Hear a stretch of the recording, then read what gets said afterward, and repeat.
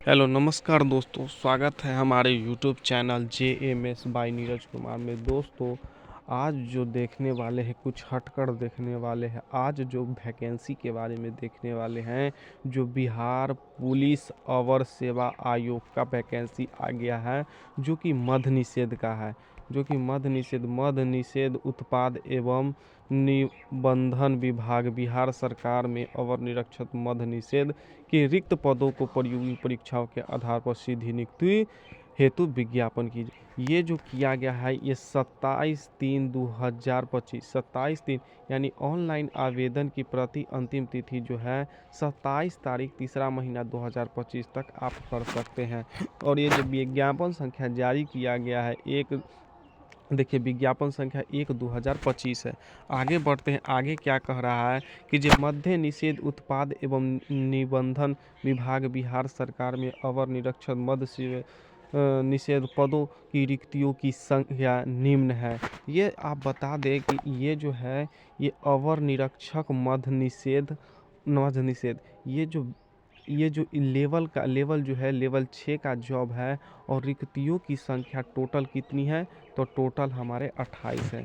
Total 28 है। आगे देखते हैं आगे क्या कह रहा है। आगे कहा जा रहा है, आगे कह रहा है विज्ञापन संख्या 1/2025 जारी किया गया है। ऑनलाइन आवेदन पत्र भरने की प्रक्रिया 27/2/2025 से प्रारंभ। 27 तारीख दूसरा महीना 2025 से आवेदन की प्रक्रिया शुरू हो जाएगी।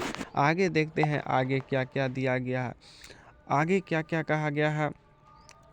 आगे कहा गया है, बिहार पुलिस अवर सेवा आयोग द्वारा ऑनलाइन आवेदन पत्र प्राप्त किया जाएगा। एक अभ्यर्थी द्वारा एक ही ऑनलाइन आवेदन पत्र भरा जाएगा, यानी एक अभ्यर्थी एक ही ऑनलाइन पत्र भर सकते हैं। चलिए आगे देखते हैं आगे क्या कहा जा रहा है।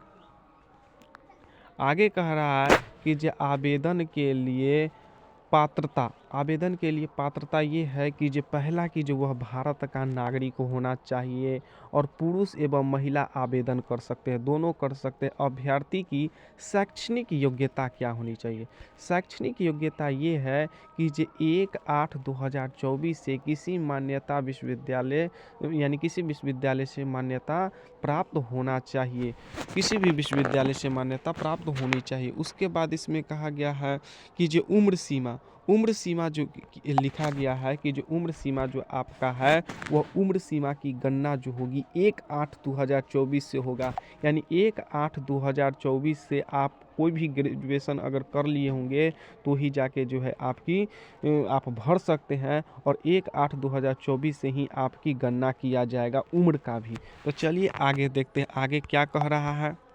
चलिए आगे देखते हैं आगे क्या कह रहा है कि जो 1/8/2024 से तो आपका जो है उम्र की गणना प्रारंभ होगा। उसके बाद कहा जा रहा है कि जो अभ्यर्थियों की उम्र 1/8/2024 से क्या होगी, प्रारंभ यानी शुरू की जाएगी काउंटिंग की। उसके बाद इसमें क्या कहा रहा है कि जो आरक्षित सामान्य कोटि के पुरुषों के लिए जो न्यूनतम है 20 वर्ष होनी चाहिए और अधिकतम जो है हमारा 37 वर्ष दिया गया। जबकि महिलाओं के लिए न्यूनतम जो है 20 वर्ष है और अधिकतम जो है 40 वर्ष दिया गया है। चलिए आगे देखते हैं आगे क्या कह रहा है। आगे कह रहा है कि जो पिछड़ा वर्ग के लिए, पिछड़ा वर्ग मतलब OBC EBC के लिए जो है न्यूनतम जो है 20 वर्ष रखा गया है उम्र और अधिकतम जो है 40 वर्ष रखा गया। अनुसूचित जाति यानी SC और प्लस में जो है ST वालों के लिए जो है क्या रखा गया, SC ST वालों के लिए, अनुसूचित जाति अनुसूचित जनजाति के लिए न्यूनतम 20 वर्ष है और अधिकतम हमारा 42 वर्ष दिया गया है। 42 वर्ष। चलिए आगे देखते हैं आगे कह रहा है कि जो अभ्यर्थी का शारीरिक मापदंड, ऊंचाई, सीना, वजन के लिए कोई अंक देह नहीं होगा, परंतु विहित अहर्ताएं पूरी नहीं करने वाले अभ्यर्थी असफल घोषित किए जाएंगे। यानी क्या कहा गया है, सुनिए। कहा गया है कि जो ऊंचाई के लिए कम से कम यानी आपका हाइट होना चाहिए 165 सेंटीमीटर न्यूनतम होना चाहिए। और अत्यंत पिछड़ा वर्गों के पुरुषों के लिए न्यूनतम जो होनी चाहिए वो 160 होनी चाहिए। अनुसूचित जाति एवं जनजाति के लिए जो न्यूनतम होनी चाहिए 160 होनी चाहिए। सभी वर्गों की महिलाओं के लिए 155 सेंटीमीटर न्यूनतम होनी चाहिए। उसके बाद क्या कहा है, उसके बाद कह रहा है कि जो सीना जो है सिर्फ पुरुषों के लिए है, महिलाओं के लिए नहीं है। अनारक्षित सामान्य पिछड़ा वर्गों के लिए जो है और अत्यंत पिछड़ा वर्गों के पुरुषों के लिए बिना फुलाए जो है 48 सेंटीमीटर यानी बिना फुलाए और फुलाकर जो है 86 सेंटीमीटर होना चाहिए। आगे क्या कह रहा है कि जो फुलाने के बाद सीना में कम से कम 5 सेंटीमीटर का क्या होना चाहिए, अंतर होना चाहिए। अनुसूचित जाति एवं जनजाति के पुरुषों के लिए क्या कहा जा रहा है, तो कहा जा रहा है कि जो बिना फुलाए आपको कम से कम जो है 79 सेंटीमीटर और फुलाकर जो है आपको 84 सेंटीमीटर आपको होना चाहिए। उसके बाद कहा गया है कि जो फुलाने के बाद सीना में कम से कम 5 सेंटीमीटर का क्या होना चाहिए, अंतर होना चाहिए। और महिलाओं के लिए सीना मापी नहीं होगी। वजन के लिए कहा गया है सभी वर्गों की महिलाओं उम्मीदवारों के लिए न्यूनतम जो होनी चाहिए वह 48 किलोग्राम होना चाहिए। कम से कम आपका वजन जो होना चाहिए वह 48 किलोग्राम होना चाहिए। आगे क्या करें, नियुक्ति की प्रक्रिया, यानी नियुक्ति की प्रक्रिया आपको जो पता है कि जो बिहार दरोगा मद्य निषेध का 2 प्रकार चरणों में होता है। एक होता है हमारा पीटी और एक होता है हमारा मेंस। यानी एक हो गया हमारा पीटी और एक हो गया हमारा मेंस। तो पीटी को जो है हम प्रारंभिक प्रायोगिक परीक्षा कहते हैं, प्रारंभिक प्रायोगिक परीक्षा। दूसरा बात इसमें क्या कहा गया है कि जो यहाँ पे जो है आपको 100 प्रश्न टोटल रहेंगे, 200 अंक के रहेंगे, 200 अंक के रहेंगे, 200 अंक के। उसके बाद कहा गया है कि जो 200 अंक के रहेंगे और इसमें जो है प्रथम जो चरण की जो अथी होगा यानी पीटी परीक्षा होगा उसमें केवल 30% से कम अंक प्राप्त करने वाली अभ्यर्थी को मुख्य परीक्षाओं के लिए असफल घोषित किया जाएगा। यानी यह केवल क्वालिफाई पेपर होता है। चलिए आगे देखते हैं आगे क्या कहा रहा है। आगे कह रहा है कि जो द्वितीय चरण की ये मुख्य परीक्षा यानी प्रारंभिक परीक्षा में सफल अभ्यर्थी को मुख्य परीक्षा में सम्मिलित होने का अवसर प्रदान किया जाएगा। मुख्य परीक्षा में 2 पत्र होंगे। पहला पत्र जो होगा वो पहला पत्र होगा वो हिंदी का होगा। हिंदी का होगा, यह केवल क्वालिफाइंग होता है। अगर आप 30% ले आते हैं तो यह केवल क्वालिफाइंग होता है, 30% ले आते हैं तो आप पास हो जाता है। दूसरा होता है जो ये हमारा सामान्य अध्ययन यानी जी के जीएस का होता है, जीएस का होता है पेपर और यहीं पर आपका मेरिट बनता है। यहीं पर आपका मेरिट बनता है। आप लोग पढ़ाई में लग जाइए, यहीं पर आपका मेरिट बनता है और यहीं से आपका जीवन की शुरुआत होता है। तो चलिए आगे देखते हैं आगे क्या कहा जा रहा है। आगे कहा जा रहा है कि जो पूर्णांक 200 होगा जिसमें प्रश्नों की कुल संख्या 100 होगी एवं परीक्षाओं की अवधि 2 घंटे यानी 2 घंटे का समय दिया जाएगा। 100 प्रश्न रहेगा और प्रत्येक प्रश्न 2 अंक का होगा। दोनों चरणों की परीक्षा में प्रत्येक गलत उत्तर के लिए 0.2 अंक काटा जाएगा। यानी अगर आप 10 सवाल गलत करते हैं ना तो आपका एक क्या कर लिया जाएगा, नंबर काट दिया जाएगा यानी 1/10 है। अगर 10 सवाल अगर आप गलत करते हैं तो आपका एक नंबर काट दिया जाएगा। चलिए आगे क्या कह रहा है आगे उसके बाद जो है आगे क्या कह रहा है इस चीज़ों को देखते हैं। कहा जा रहा है कि जो मुख्य लिखित परीक्षाओं के आधार पर रिक्तियों के 6 गुना अभ्यर्थी को चयन किया जाएगा। अगर कोई व्यक्ति मेंस क्वालिफाई होता है तो वो 6 गुना व्यक्तियों को क्या किया जाएगा, वो चयन किया जाएगा 6 गुना।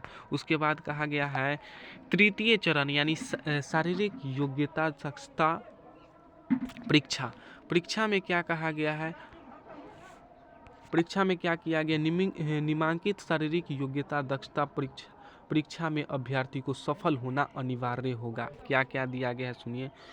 सभी कोटि के पुरुषों को 1.6 किलोमीटर की दौड़ के लिए समय जो होना चाहिए 6 मिनट 30 सेकेंड यानी 6 मिनट 30 सेकेंड में आपका जो है 1600 मीटर रनिंग करना पड़ेगा। अगर उससे कम आया यानी उससे ज़्यादा समय लगा तो आप फेल कर दिए जाएंगे।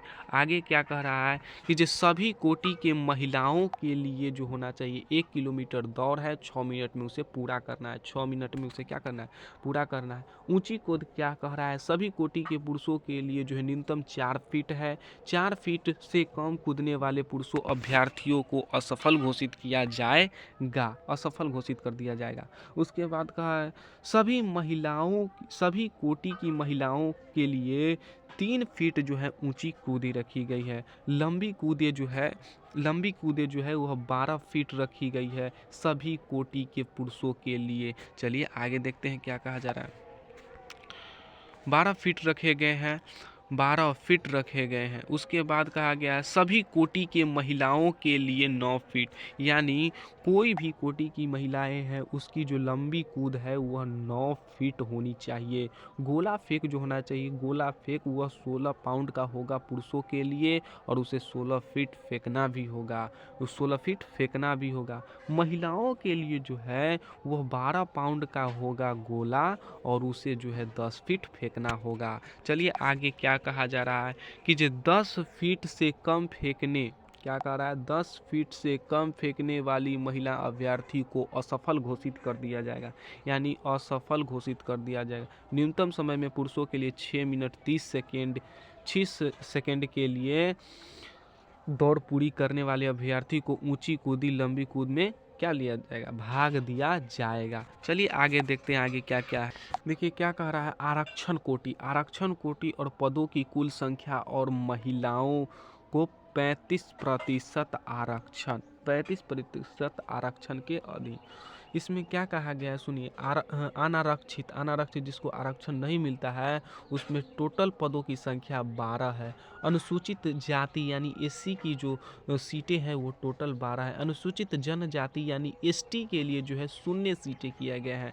आगे क्या कह रहा है, अत्यंत पिछड़ा वर्ग के लिए 5 सीटें हैं, पिछड़ा वर्गों के लिए 3 सीटें हैं, पिछड़े वर्ग की महिलाओं के लिए 1 सीटें हैं। और उसके बाद कहा जा रहा है कि जो आर्थिक रूप से कमजोर वर्गों के लिए 3 सीटें बनाई गई है। टोटल और महिलाओं के लिए इधर 4 है, 1 है, 0 है, 2 है, 1 है। और इसमें टोटल सीटों की संख्या अगर देखा जाए तो टोटल सीटों की संख्या 28 है। टोटल सीटों की संख्या 28 है।